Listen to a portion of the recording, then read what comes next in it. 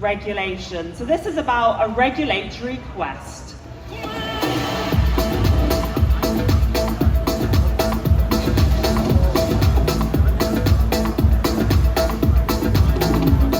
Regulatory Quest, Zimbabwe's journey towards comprehensive online gambling laws.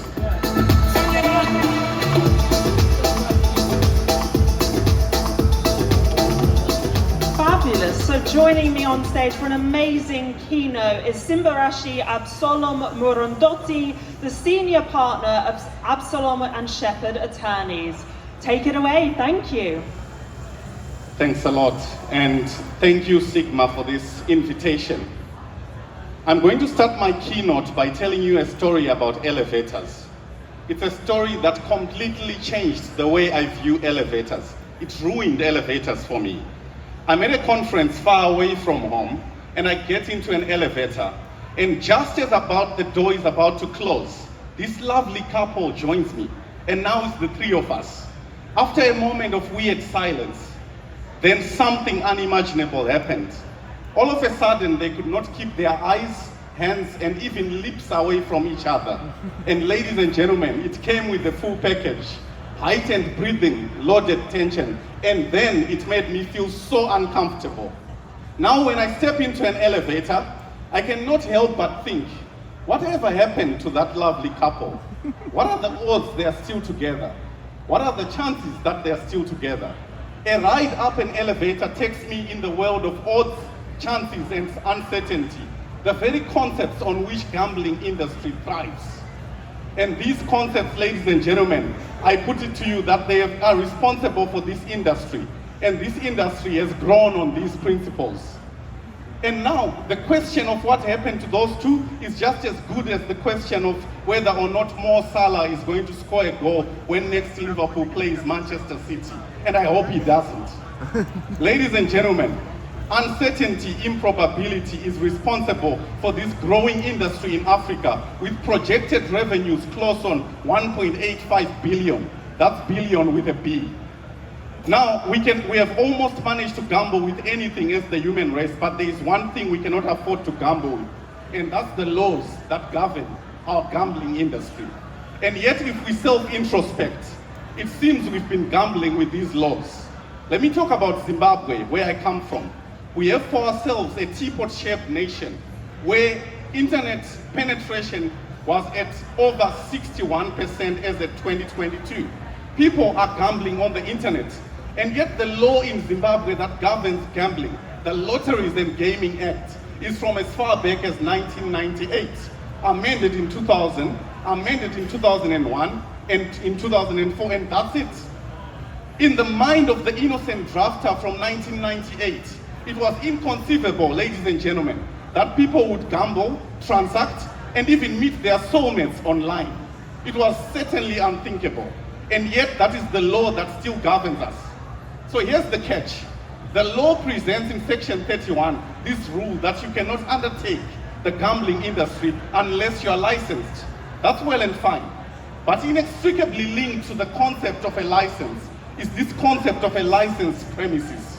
The idea that license is linked to a premises that has to be under roof and tile and with brick and mortar. So the laws we are using are archaic, and it seems we are passing up on an opportunity. And yet in real time, people are gambling away online. So what do we do about it? But before we get there, ladies and gentlemen, is the question of why we do not have a law that permits gambling online. When you search the laws, there is no provision in this act I refer to, or its supporting regulations that bans online gambling. So is it allowed? Well, some people will tell you it's allowed, but equally so, there is no provision that allows it, and there is no framework for an application for a license for gambling online. The result is that the law as it stands today is a gray area. But in so doing, I put it to you that we are passing up on a tremendous opportunity. We are missing a tremendous opportunity to regulate an industry that can portend tremendous growth for the people in Zimbabwe and for the ladies and gentlemen in this room. So ladies and gentlemen, what is the problem? Well, by observation, I found that the default human response to innovative change where they don't understand it has been to ban. Ask Travis Kalanick of Uber. He says, I want to give you a way that strangers can ride around town with you for a lower fee than the traditional taxi. How do we respond? Ban. Ask Bitcoin. Hey, here's a way to transact with a decentralized currency. How does humanity respond when they don't understand? They ban. Ask any innovation in the history of anything, what the response has been to innovative change, which we don't understand. Ban it. But I'm thankful, ladies and gentlemen, because the Zimbabwean government has announced that it embarked on a process to amend the laws, more or less like what happened in South Africa through the 2008 amendment, so that there is a framework that supports online gambling. And boy, do we need it. Because as unimportant as the question of what happens to those two lovebirds I met in St. Petersburg, the question of whether or not we need responsible gambling frameworks is very crucial.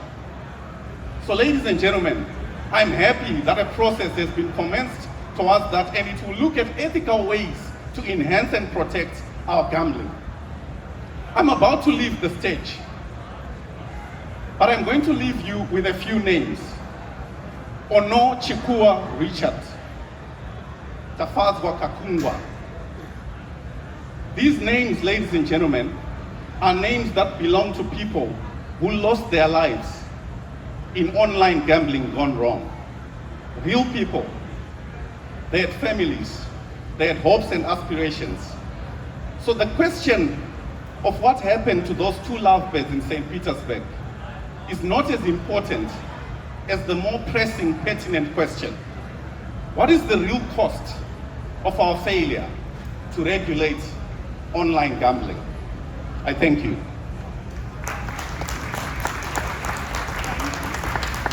Thank you very much.